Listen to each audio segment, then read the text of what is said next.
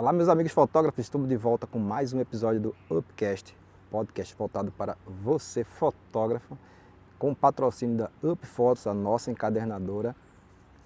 E hoje eu estou em um local bem diferente do que eu venho fazendo nas outras gravações e quem sabe daqui para frente a gente começa a se acostumar com isso de fazer episódios em locais diferentes, que eu estou com um projeto aí novo, de a gente levar o podcast, o Upcast, para um outro local fora daqui do estúdio que fizemos. Quer dizer, daqui não, aqui onde eu estou não é o estúdio que a gente sempre grava. Hoje eu estou na Califórnia, em uma universidade, dessa universidade aqui é UCLA, a Universidade da Califórnia, em Los Angeles.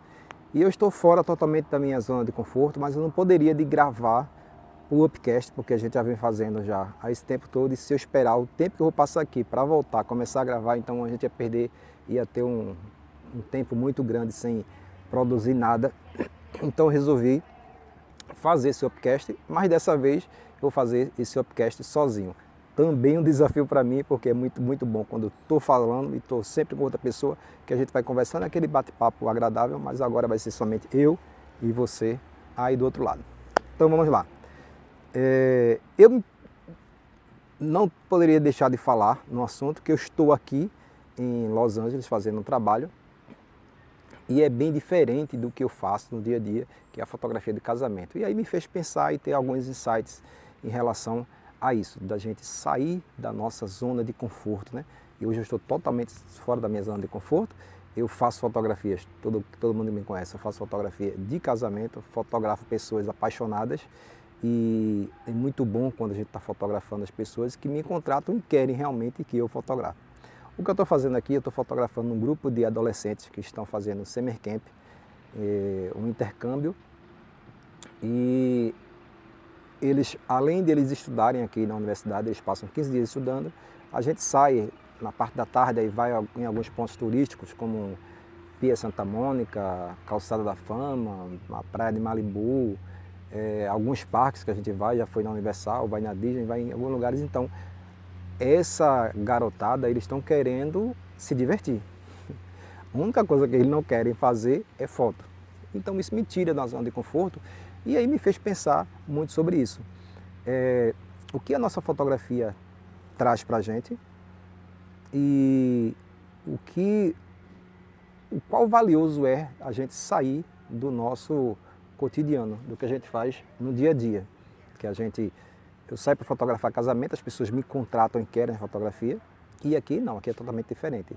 O que os meninos não querem é ser fotografado, então é uma luta ter que fotografar, outra história,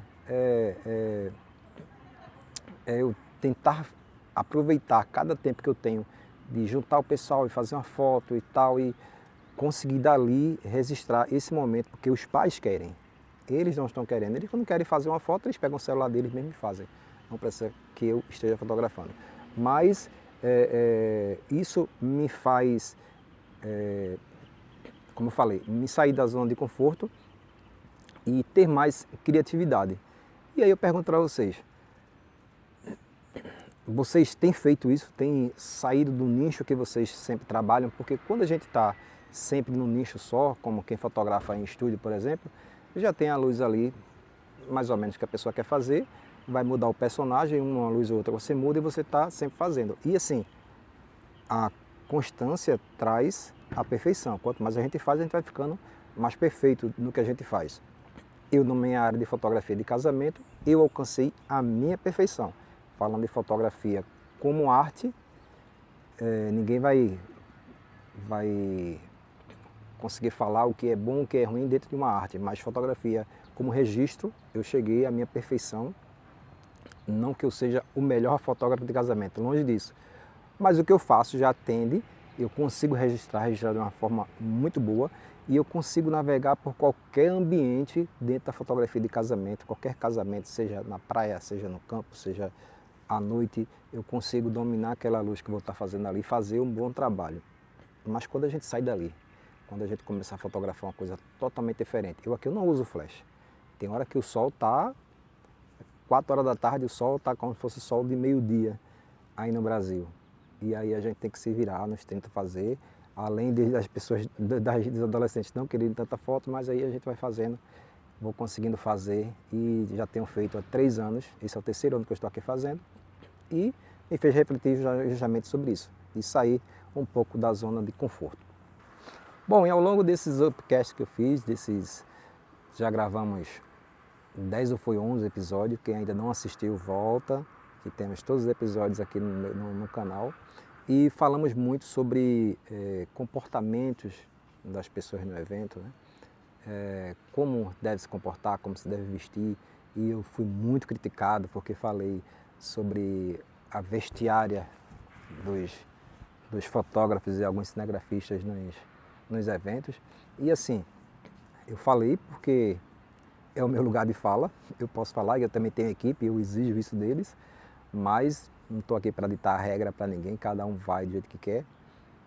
Mas foi um ponto que foi levantado e é bom falar sobre isso, porque tudo que eu falo aqui, tudo que a gente faz aqui no Upcast é visando trazer melhorias para a nossa fotografia do modo geral. Não é só a fotografia quanto o clique, é a fotografia como negócio, como atendimento ao cliente final e como a gente está sendo visto nos eventos. Então, quando eu falei sobre vestiário, sobre o comportamento de hora de comer, isso e aquilo, é a gente valorizar o nosso trabalho e não ser apenas o que as pessoas falam de staff no casamento. Nós não somos da turma do staff, nós somos mais um membro que está formando ali um casamento, um 15 anos, um aniversário, mais uma das pessoas que está colaborando ali para que o evento saia perfeito.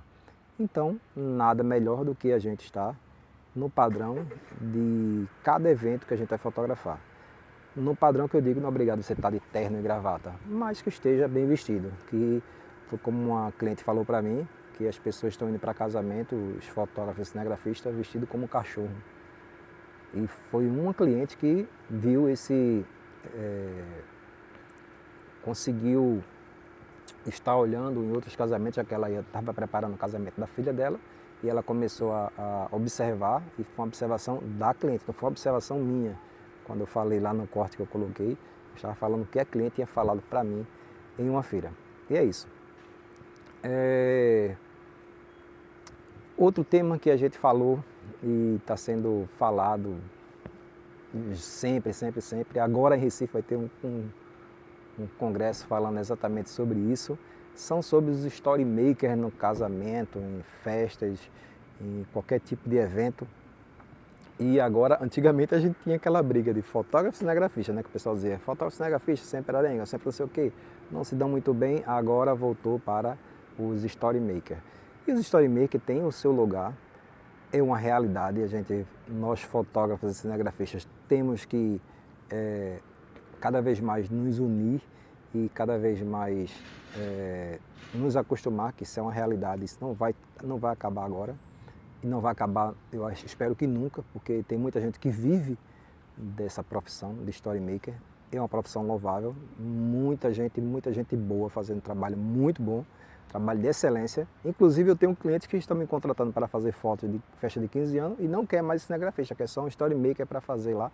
Eu acho uma bobeira, porque assim, uma coisa não tem nada a ver com a outra. Filmagem, um vídeo da festa é uma coisa, e o story maker é outra, mas o cliente final não está entendendo. E por que o cliente final não está entendendo? Será que é o story maker que está passando uma mensagem boa para o cliente, ou os cinegrafistas que não estão se posicionando bem e tentando mostrar bem o que é o trabalho dele? Está fazendo aqueles videozinhos muito parecido ou até inferior aos story maker. Fica a dica aí. Então, em vez de a pessoa começar a se incomodar com os story maker, é tentar fazer alguma coisa diferente do que eles fazem, para que o cliente final enxergue que story maker é uma coisa e filmagem é outra coisa totalmente diferente. Mas por enquanto ainda está todo mundo na mesma balança, estão colocando todo mundo no mesmo balaio e o cliente final está entendendo que tudo é uma coisa só, tá? Se eu estiver errado, me fala aí qual a opinião de vocês em relação a isso. E tem story maker muito bons fazendo foto e vídeo, não é só vídeo não. Tem cara entregando aí foto e vídeo, fazendo com a câmera mesmo, ou até com celular, mas fazendo um trabalho muito bacana, entregando um resultado muito bom. E outra coisa, assim ó, de imediato, rápido, terminou, durante a festa já está pronto ali, enquanto que alguns fotógrafos, alguns cinegrafistas ainda estão pedindo 3, 4 meses para entregar o material. E aí, uma das coisas que está pesando, eu acredito que seja isso. Esse tempo de espera, e as pessoas cada vez mais estão muito mais imediatistas. Nós estamos imediatistas. Tudo que nós queremos muito para agora. Então, os storymakers estão ganhando mercado, talvez não seja só pela qualidade, talvez seja pela entrega que eles estão fazendo. Então, entra na parte do seu reposicionamento, como você está se posicionando no mercado, como você está se comunicando no mercado, da sua entrega final. Então, é bom a gente parar, repensar sobre isso, tanto fotógrafo como cinegrafista ou qualquer outro profissional da área, saber o que é que você está comunicando para o seu cliente final. E você não está comunicando a mesma coisa que todo mundo comunica, inclusive os storymakers. Eu sempre falo, e sempre quando eu falo, eu vejo que é uma dor de todos, é sobre finanças, sobre como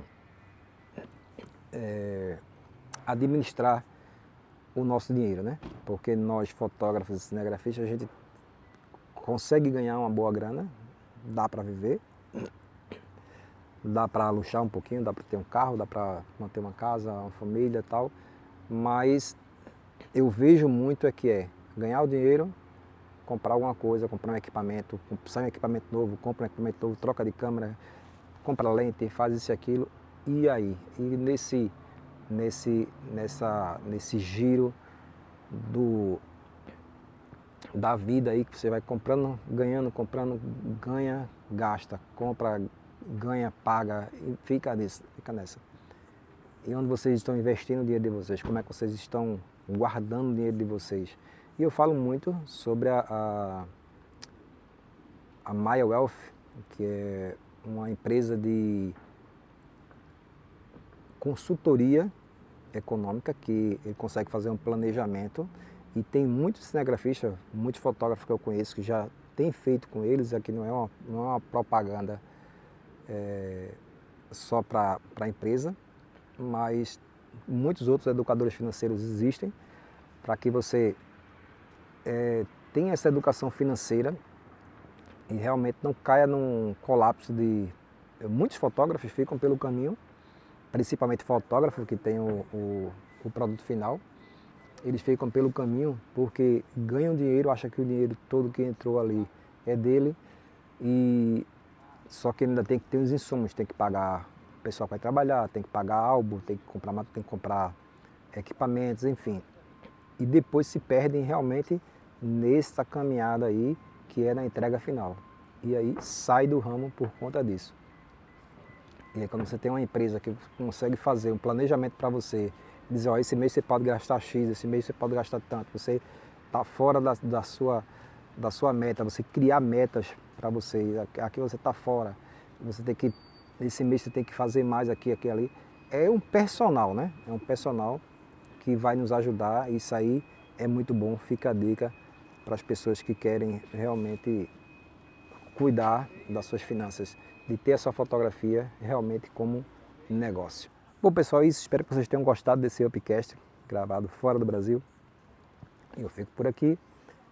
Esse podcast tem um patrocínio da UpFotos, a minha encadernadora, nossa encadernadora, a encadernadora que está muito mais próxima dos fotógrafos. E seguimos com o projeto do UpFotos, e daqui a pouco teremos um projeto muito massa de gravar o podcast no seu estúdio.